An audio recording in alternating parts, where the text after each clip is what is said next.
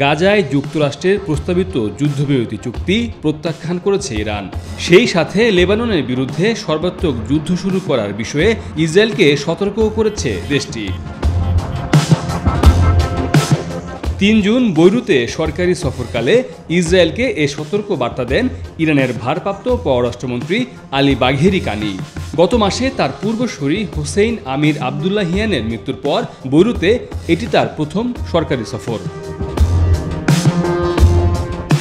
ইরানের পররাষ্ট্রমন্ত্রী তার সতর্ক বার্তায় জানান, লেবাননে হিজবুল্লাহর বিরুদ্ধে সর্বাত্মক যুদ্ধ শুরু করলে ইসরায়েল সংকটে পড়বে।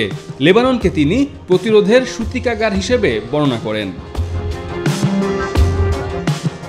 ইরানি দূতাবাসে এক সংবাদ সম্মেলনে বাঘেরি কানি জানান, যুক্তরাষ্ট্র যদি সৎ হয় তাহলে যুদ্ধবিরতির নামে পরিকল্পনা প্রস্তাব করার পরিবর্তে তাদের অবশ্যই একটি পদক্ষেপ নিতে হবে, আর তা হলো ইসরায়েলকে সব ধরনের সহায়তা বন্ধ করা। কেবল একবার সহায়তা বন্ধ হয়ে গেলে ইসরায়েলের কাছে ফিলিস্তিনিদের বিরুদ্ধে অপরাধ করার সরঞ্জাম এবং ক্ষমতা থাকবে না এবং যুদ্ধ শেষ হবে।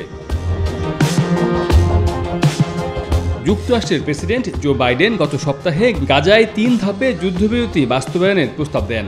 প্রস্তাব অনুযায়ী গাজা উপত্যকায় মানবিক ত্রাণ সহায়তা বাড়ানো হবে। এছাড়া যুদ্ধবিরতির সময় কিছু জিম্মিকে মুক্তি দেবে হামাস। বিনিময়ে ইসরায়েলের কারাগারে বন্দী থাকা ফিলিস্তিনিদের মুক্তি দেওয়া হবে।